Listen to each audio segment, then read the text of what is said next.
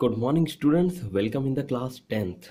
जैसे आप सब जानते हैं, आज हम लोग देख रहे हैं हमारा विज्ञान एक का कक्षा 10वीं का पाठ 4 जो है बेटा विद्युत धारा के प्रभाव। जैसे कि आप जानते हैं, पिछले वीडियो में हमने विद्युत धारा के प्रभाव में फ्लेमिंग का बाएं हाथ का नियम देखा था। उसके पूर्व हमने देखा था बेटा चुंबकीय क्षेत्र में रखे धारावाही चालक पर लगने वाला बल, है ना। उसमें ये आकृति द्वारा आप लोग को मैंने बताया कि नाल चुंबक हमको लेना है, उसके बीच में एक तार का कंस्ट्रक्शन करना है और तार इस तरह से मध्य में जाना चाहिए कि जिसका कनेक्शन फिर इस तरह से बैटरी का होना चाहिए। फिर इसमें ये जो तार है वो आपको झुकाव दिखाता है बल के आधार पर, एक तो सी की तरफ दिखाता है और दूसरी बी की तरफ दिखाता है। तो वो रिवर्स डायरेक्शन में जब करंट फ्लो होता है, विद्युत धारा बहती है, उस आधार पर आप लोग को बताया गया था। इसमें जो सिद्धांत उपयोग किया गया था वो था बेटा हमारा फ्लेमिंग का बाएं हाथ का नियम। फ्लेमिंग के बाएं हाथ के नियम में आप लोग को याद होगा कि अंगूठा जो है ये हमारा बायां हाथ है। बाएं हाथ में अंगूठा जो है वो विद्युत चालक पर बल दर्शाता है। ये जो तर्जनी वाली जो उंगली होती है वो हम लोग को चुंबकीय क्षेत्र की दिशा दर्शाती है और ये जो मध्यमा वाली उंगली होती है वो हम लोग को विद्युत धारा की दिशा दर्शाती है। इसी आकृति को और अच्छे से एक दूसरे के लंबवत बनाकर बताया गया, जिसमें ये ऊपर वाली जो रेखा है वो आपको विद्युत चालक पर बल बताएगी। जो फिर ये जो तर्जनी है ये आप लोग को चुंबकीय क्षेत्र की दिशा दर्शाती है और उसी को लंबावती है विद्युत चालक, ये जो रेखा है वो विद्युत चालक में प्रवाहित विद्युत धारा की दिशा बताती है। आज हम लोग जो भाग देखने जा रहे हैं वो है विद्युत चलित्र यानी कि इलेक्ट्रिक मोटर। अब जैसे कि आप लोग ये विद्युत चलित्र ये नाम से ज़्यादा परिचित नहीं होंगे, लेकिन हाँ, यदि मैंने ये इसका इंग्लिश नाम अगर बताया कि इलेक्ट्रिक मोटर आपको पता है क्या, तो आप लोग बोलेंगे हाँ सर, इलेक्ट्रिक मोटर तो हम लोग जानते हैं, वो हमारे घर में है, हम लोग उसको बहुत यूज़ करते हैं और इलेक्ट्रिक मोटर के बहुत सारे प्रकार भी आते हैं। ये सब चीज़ें आप लोग को मुझे बतानी चाहिए बेटा। और अगर हम लोग इस समय कक्षा में बैठे हुए होते तो आप लोगों ने इसके जवाब मुझे तुरंत बताए होते कि हाँ सर, इलेक्ट्रिक मोटर ना ऐसा ऐसा होता है सर, हम लोग तो पानी के पंप में ज़्यादा उपयोग में लाते हैं। ये सारे जवाब आपसे मैं एक्सपेक्ट ज़रूर करता। आप इसकी तरफ थोड़ा सा पढ़ के मैं बताऊंगा, लेकिन मैं आप लोग को एक चीज़ बताना चाहता हूं कि आज हम लोग ये इलेक्ट्रिक मोटर ही देखेंगे बेटा अपने वीडियो में। और ये इस वीडियो में आप लोग को इलेक्ट्रिक मोटर के बारे में पूरी जानकारी मैं बताने वाला हूं कि ये जो इलेक्ट्रिक मोटर है वो कौन से आधार पर कार्य करता है, ठीक है। इसलिए मैं विद्युत चलित्र यानी कि इलेक्ट्रिक मोटर आप लोग को बताऊंगा। अब देखिए, परीक्षा में अगर ये प्रश्न पूछा गया आप लोग को तो इंग्लिश में इसका नाम नहीं बताया गया होगा, इलेक्ट्रिक मोटर के संदर्भ में जानकारी बताइए, ऐसा अगर प्रश्न बताया होगा तो ऐसा आपको प्रश्न नहीं आने वाला है, ठीक है। मैं बता देता हूं कि आपको प्रश्न ऐसा पूछा जाएगा कि विद्युत चलित्र पर भाष्य कीजिए या फिर इसकी जानकारी लिखिए, ऐसा प्रश्न होगा, ठीक है। तो इसको पढ़ के बताता हूं मैं कि ऊर्जा के विविध रूप आपको पता है, फिर ऊर्जा के बहुत सारे रूप आप लोग को पता है बेटा, जैसे कि गतिज ऊर्जा, स्थितिज ऊर्जा, विद्युत ऊर्जा, यांत्रिक ऊर्जा, सौर ऊर्जा, पवन ऊर्जा, फिर बहुत सारे ऐसे प्रकार हैं जो कि ऊर्जा में आते हैं बेटा। और साउंड एनर्जी भी पता होगी आप लोग को, है ना, जिसको हम लोग ध्वनि ऊर्जा भी कहते हैं, ठीक है। और ये बहुत सारी ऊर्जाएं हैं जो कि आप लोग को पता है, जो कि इसके पूर्व कक्षाओं में आपने देखी होंगी। तो आपको यह भी पता है कि ऊर्जा का रूपांतरण हो सकता है। आपको पता है ना कि ऊर्जा का एक फॉर्म से दूसरे फॉर्म में रूपांतरण होता है, एक कंडीशन से दूसरी कंडीशन में रूपांतरण होता है। तो जब अब देखिए यहाँ पे विद्युत चलित्र की परिभाषा आप लोग को बताई गई है कि जब विद्युत ऊर्जा का यांत्रिक ऊर्जा में रूपांतरण होता है उसे विद्युत चलित्र कहते हैं। देखिए एक बार मैं और एक बार पढ़ के बताता हूँ कि विद्युत चलित्र में विद्युत ऊर्जा का यांत्रिक ऊर्जा में रूपांतरण होता है और उसको करने वाले यंत्र को विद्युत चलित्र कहते हैं। तो ये समझ में आ गया बेटा आप लोग को विद्युत चलित्र यानी क्या होता है कि जिसमें इलेक्ट्रिक एनर्जी और मैकेनिकल एनर्जी में बदलती है, ठीक है। और उस यंत्र को हम लोग, उस मशीन को हम लोग इलेक्ट्रिक मोटर यानी कि विद्युत चलित्र कहते हैं। तो हमारे आसपास दैनिक जीवन में इस विद्युत चलित्र को वरदान ही कहा जा सकता है। इसको वरदान क्यों कहा जा सकता है बेटा विद्युत चलित्र को? क्योंकि आपको बहुत अच्छे से पता है कि सर आजकल बहुत मतलब पुराने ज़माने में पानी भरने के लिए कितना समय लगता था सर, एक जगह से दूसरी जगह लेके जाने के लिए कितना समय लगता था सर। तो ये सब समय की बचत हो गई है ना बेटा इलेक्ट्रिक मोटर से। और जैसे कि आप लोग किसी वस्तु को पंखे, जैसे यहाँ पे कुछ उदाहरण दिए गए हैं, इसका उपयोग हम लोग पंखे में, प्रशीतक यानी कि फ्रिज में करते हैं, मिक्सर ग्राइंडर में करते हैं, धुलाई यंत्र यानी वॉशिंग मशीन में कहते हैं, संगणक यानी कंप्यूटर में करते हैं बेटा, पंप, इलेक्ट्रिक पंप आते हैं पता है आप लोग को, खेती में जिसका उपयोग किसान लोग बहुत ज़्यादा करते हैं, वहाँ पे पंप में किया जाता है। तो यह विद्युत यंत्र कैसे कार्य करता है ये हम लोग जरूर देखेंगे, परंतु इन सभी वस्तुओं का, इन सभी मशीनों का उपयोग करने की वजह से हमारे समय में बहुत ज़्यादा कमी आ गई है और हम बहुत जल्दी कोई भी कार्य आसानी से कर सकते हैं with the use of electric motor. Electric motor का उपयोग करके हम लोग कोई भी जो मशीन है, कोई भी मोटर है, बहुत आराम से, बहुत अच्छे से, जल्दी से कर सकते हैं बेटा। तो ये हो गया हमारा 55 पेज नंबर। अब हम लोग चलते हैं अगले पेज पर, उसमें हम लोग को विद्युत चलित्र का कार्य क्या है ये हम लोग देखेंगे। जैसे कि आप लोग देख पा रहे हैं बेटा, यहाँ पे इस आकृति का वर्णन किया गया है, इस आकृति का कंस्ट्रक्शन यानी इनको कैसे संयोजन करना है, कैसे जोड़ना है, ये सब चीज़ें यहाँ पे बताई गई है। ये मैं थोड़ी देर में पढ़ाऊँगा, लेकिन इस आकृति के बारे में आप लोग को बता दूँ कि एन और एफ ये जो है वो दो सिरे हैं नाल चुंबक के। नाल चुंबक देखिए इस तरह से सी आकार में होता है। घोड़े की नाल का जो चुंबक होता है पता है आप लोग को, उसके पैरों के नीचे लगाया हुआ होता है, जो कि हम लोग दरवाजे के सामने रखाते हैं। वो नाल चुंबक यहाँ पे इस तरह से सी आकार में लगाया गया है। उसके एकदम मध्य में आप लोग को एक कॉपर वायर लेना है बेटा।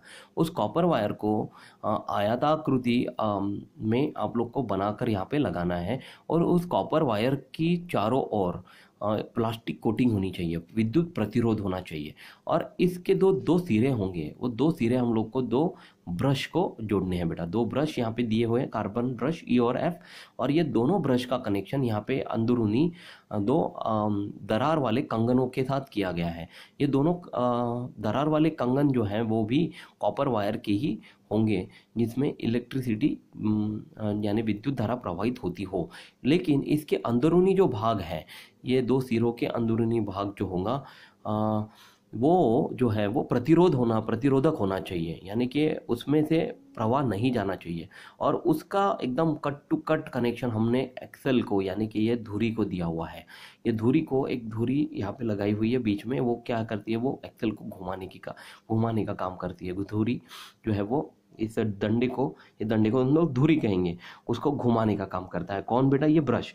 और वो किसके आधार पर घूमता है, वो ये दरार वाले कंगनों के आधार पर घूमता है। ठीक है, तो ये है हमारा कंस्ट्रक्शन। इसके साथ यहाँ पे इन दोनों को हम लोगों ने, दोनों जो सिरे हैं कार्बन ब्रशेस के, इन दोनों को हमने यहाँ पे उसका एक सिरा बैटरी को दिया हुआ है, और बैटरी का दूसरा सिरा हमने, जो ऋणात्मक सिरा है, इसको हमने प्लग कुंजी को दिया हुआ है, और प्लग कुंजी का एक सिरा यहाँ पर दूसरे ब्रश को, एफ को हमने लगाया हुआ है। तो ये जो कंस्ट्रक्शन है यानी कि वर्णन है, वो मैं आपको पढ़ के बताता हूँ। तो यहाँ पे बताया गया है कि विद्युत चलित्र में विद्युत अवरोधक आवरण वाले तांबे के तार की एक आयताकार कुंडली होती है। अब देखिए, इस वर्णन को बताने के पूर्व मैं आप लोग को इस किताब को थोड़ा सा उल्टा रखकर बताना चाहूँगा बेटा। ये देखिए, आपके सामने ये आकृति को मैंने उल्टा रख दिया है। अब इसको उल्टा इसलिए रखा है कि आने वाला ये जो नेक्स्ट जो पैराग्राफ है, ये पैराग्राफ में आप लोग को बहुत सारी ऐसी चीज़ें बताई गई है कि इस आकृति से आप लोग को समझना थोड़ा सा मुश्किल होगा। इसमें, इस आकृति में मैंने इसको उल्टा करने की वजह ये है कि ये जो नॉर्थ और साउथ यानी कि उत्तरी ध्रुव और दक्षिणी ध्रुव का जो नाल चुंबक के ध्रुव है, उसको इस तरह से सी आकार में यहाँ पे लगाया गया है। उसके मध्य में आप लोग को ये जो कॉपर की तार है, ये जो ली गई है, इस तरह से आयताकृति भाग में इसको लगाया गया है, और इसको नाल चुंबक में सीधा लगाया गया है ई और एफ के साथ।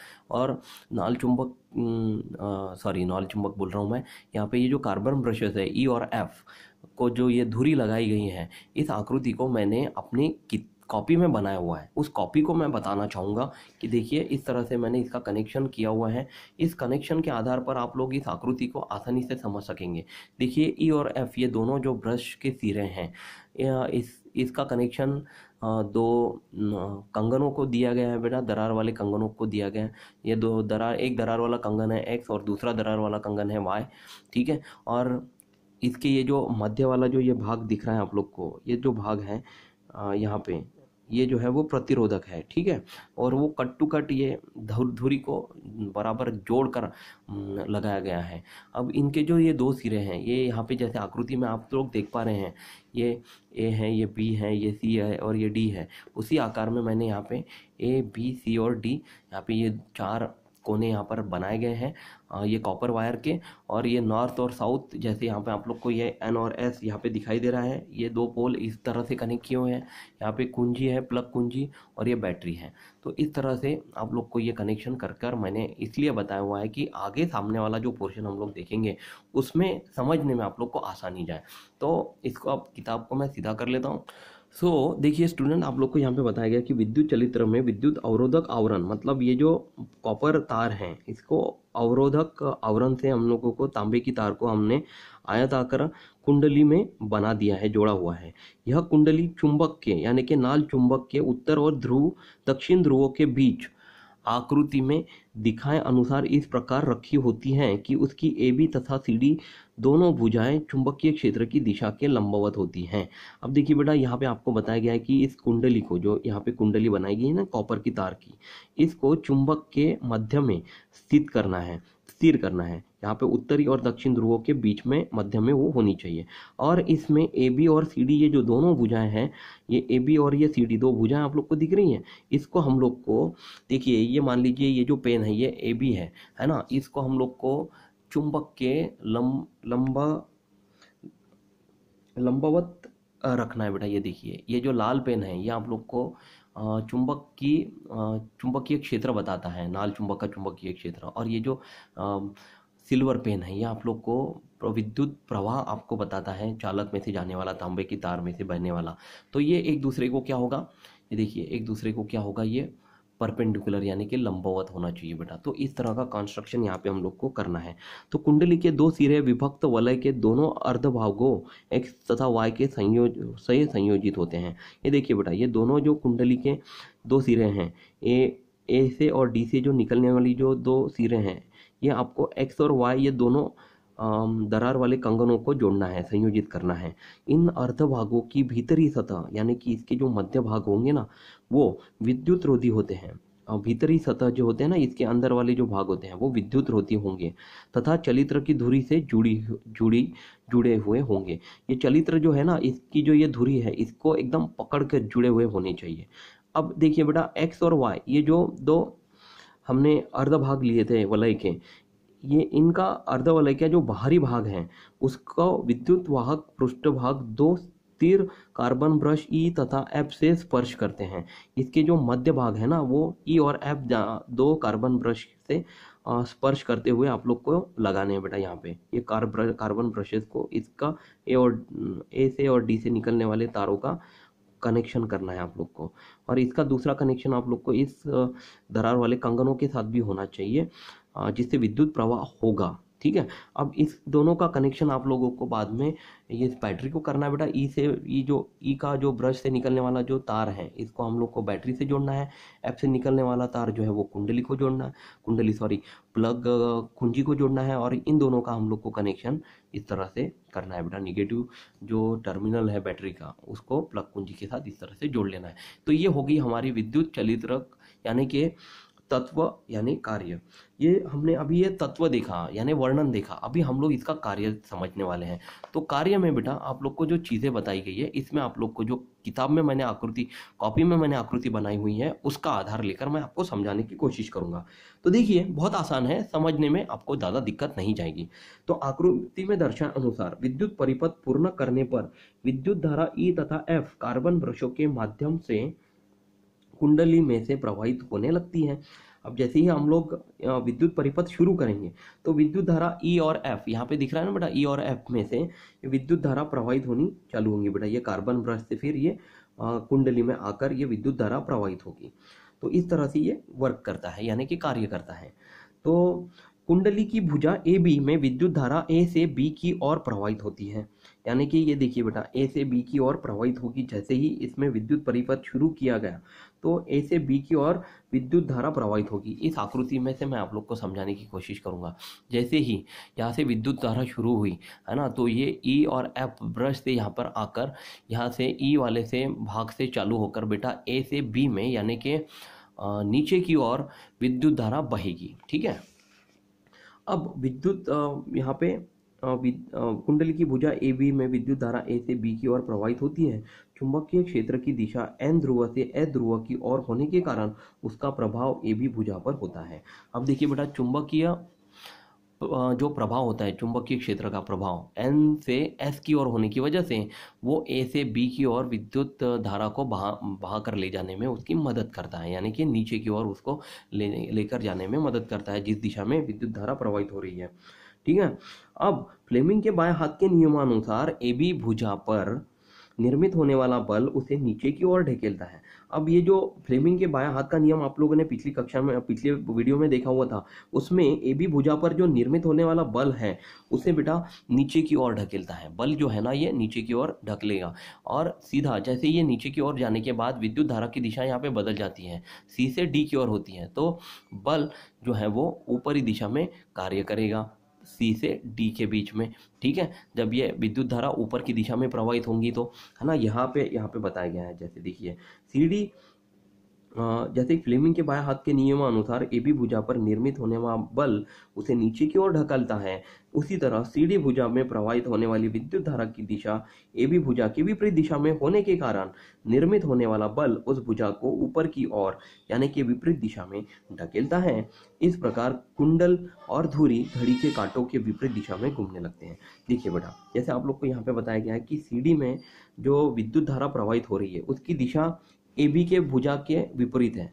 सी डी जो है वो विपरीत दिशा में घूम रहा है, ए बी जो है वो नीचे की दिशा में घूम रहा है और सी डी जो है वो विपरीत दिशा में घूम रहा है। उस वजह से क्या होता है कि निर्मित होने वाला बल जो होता है वो भुजा को ऊपर की ओर ढकेलता है, भुजा को ऊपर की ओर विपरीत दिशा में धकेलता है। उस वजह से कुंडली जो होती है ना, वो जो धुरी होती है, ये धुरी जो है वो घड़ी के सुई के विपरीत दिशा में घूमती है। मतलब यानी इंग्लिश में इसको एंटी क्लॉकवाइज डायरेक्शन बोलते हैं बेटा। ये देखिए घड़ी की सुई इस दिशा में घूमती है, आप लोग को पता है, लेकिन ये जो धुरी है वो घूमेगी उसके विपरीत दिशा में, यानी कि ई से एफ के और ये घूमने वाली है बेटा। ठीक है। यानी कि डी सी बी और ए इस पैटर्न में वो घूमेंगी, यानी कि विद्युत घड़ी के सुई के विपरीत दिशा में वो घूमना शुरू करेगी। देखिए आधा घूर्णन होते ही, जैसे आप लोग को पता है कि ए से बी में और सी से डी में ये जो धुरी घूमी थी वो एंटी क्लॉकवाइज यानी घड़ी के विपरीत दिशा में घूमी थी बेटा। ये देखिए विपरीत दिशा में घूम रही थी।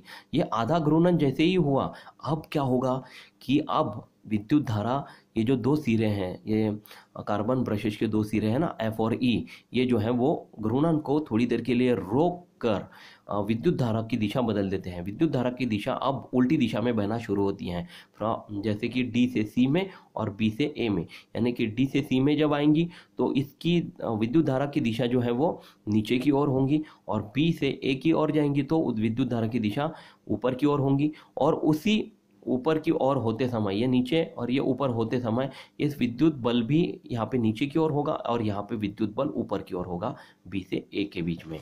ठीक है। यहाँ पे वैसे ही आप लोग को बताया गया है कि आधा घूर्णन होते ही विभक्त वलय के अर्धभाग एक्स और वाई क्रमशः एफ और ई कार्बन ब्रश में संपर्क में आते हैं। जैसे आपको पता है कि एक्स और वाई जो यहाँ पे आकृति में हमने देखे थे वलय, वो दो ब्रशेस को कार्य करने में मदद करते हैं, ई और एफ को घुमाने में मदद करते हैं। तो अब देखिए एफ और ई कार्बन ब्रश में जैसे ही वो संपर्क में आते हैं, अतः कुंडली में विद्युत धारा डीसी बी ए के अनुदेश प्रवाहित होती है। मतलब विद्युत धारा अब कैसे प्रवाहित होगी बेटा, जैसे ही एक्स और वाई जो है एफ और ई को घुमाना शुरू कर देते हैं, तुरंत वो डी सी बी ए इस पैटर्न में विद्युत धारा घूमना शुरू हो जाती है। मतलब सुई के घड़ी के विरुद्ध दिशा में डी सी बी ए में घूमना शुरू होती है। अब इस कारण डीसी भुजा पर नीचे की ओर तथा बी ए भुजा पर ऊपर की ओर बल क्रियाशील होता है। देखिए डीसी भुजा पर नीचे की ओर और बी ए भुजा पर ऊपर की ओर बल कार्यशील होता है। और कुंडली अगला आधा घूर्णन पहले की ही दिशा में पूर्ण करती है। जैसे कि पहले की दिशा में वो घड़ी की सुई की विरुद्ध दिशा में घूम रहा था ना, तो उसी तरह से वो आधा घूर्णन भी वो उसी दिशा में पूर्ण करता है। मतलब ये दो घूर्णन आधे आधे होते हैं। पहला घूर्णन ए बी सी डी में हुआ था बेटा, सीधी विद्युत प्रवाह की दिशा में हुआ था, और दूसरा घूर्णन जो है वो एफ ई के प्रवाह में हुआ था, यानी कि उल्टी विद्युत धारा की दिशा में प्रवाहित हुआ था, यानी डी सी बी ए में। लेकिन दोनों घूर्णन में आप लोग को ये जो घड़ी की सुई के विपरीत दिशा में ही ये धुरी घूमते हुए आप लोग को नजर आएगी, और ये इस तरह से फास्ट होगी, इतनी जल्दी होगी कि ये हम लोग को समझ में भी नहीं आएगा कि ये घूर्णन दो तरह अलग अलग हो रहे हैं, इतनी जल्दी फास्ट में होंगी। और ये किस वजह से हो रही है बेटा? ये हमारे नाल चुंबक और विद्युत धारा की दिशा की वजह से ही हो रही है। ये संभव इसी वजह से हुआ है कि इसमें हम लोगों ने नाल चुंबक का सहारा लेकर विद्युत धारा की दिशा को घुमाने में इसकी मदद कर रहे हैं, जिसमें इसका बल प्रवाहित हो रहा है। ठीक है, यानी कि इस प्रकार प्रत्येक अर्ध घूर्णन के पश्चात कुंडली तथा धुरी एक ही अर्थात घड़ी के कांटों की विपरीत दिशा में घूर्णन करते रहते हैं। व्यावसायिक चलित्र इसी सिद्धांत पर कार्य करते हैं। व्यावसायिक चलित्र यानी कि जो कमर्शियल मोटर्स होते हैं ना बेटा, बहुत सारे मतलब दैनंदिन जीवन में कार्य करने वाले बहुत सारे व्यावसायिक चलित्र होते हैं, मोटर, इलेक्ट्रिक मोटर होते हैं, वो इसी कार्य पर कार्य करते हैं, इसी सिद्धांत पर कार्य करते हैं। लेकिन उनकी संरचना में व्यवहारिक रूप से परिवर्तन किए जाते हैं। अब देखिए बेटा, मिक्सर की अगर बात करें या फिर वॉशिंग मशीन की बात करें तो संरचना ऐसी होगी क्या? नहीं, उसकी संरचना अलग होगी। वो विपरीत दिशा में या फिर इसके विरुद्ध दिशा में भी कार्य कर सकता है, लेकिन सिद्धांत एक ही है। सिद्धांत यही फ्लेमिंग के लेफ्ट हैंड रूल के आधार पर ही वो वर्क करेगा, यानी कि फ्लेमिंग के बाएं हाथ के नियम पे ही वो कार्य करेगा। तो इसे आप आगे और ज़्यादा सीखने वाले हैं बेटा। तो कार्बन ब्रश का उपयोग किया जाता है, का उपयोग क्यों किया जाता है, उनका क्या कार्य है, और इस प्रकार के प्रश्नों के उत्तर खोजने के लिए समीप के किसी वर्कशॉप में जाइए और विद्युत चलित की रचना समझिए। अब देखिए बेटा, जितनी रचना मैंने आप लोग को समझाई है, इससे ज़्यादा अगर आप लोग को रचना समझनी है, इसके कार्य समझने हैं, तो आप किसी भी नज़दीक के किसी वर्कशॉप में जाकर इसके बारे में जानकारी प्राप्त कर सकते हैं। मैं आशा करता हूँ ये वीडियो आप लोग को पसंद आया। अगले वीडियो में हम लोग विद्युत चुंबकीय प्रवर्तन जरूर देखेंगे। फिर भी आप लोग को, जैसे कि अभी लॉकडाउन का कार्य शुरू है, लॉकडाउन चालू है, उस वजह से बाहर निकलना मुश्किल है, तो बाहर मत निकलिए। जितना पोर्शन मैंने आप लोग को पढ़ाया है उसको रिवाइंड करके, रिवर्स करके 2-4 बार और समझने की कोशिश करिए, आप लोग को ज़रूर समझ में आएगा बेटा। तब तक आप लोग मास्क, बाहर कहीं जाते हैं तो मास्क पहन कर ही निकलिए, और उचित अंतर का पालन करिए, तथा आप लोग बार बार हाथ धोते रहिए। खुद का ख्याल रखिए, अपने घर का ख्याल रखिए, हंसते रहिए, मुस्कुराते रहिए। Thank you class, take care, bye.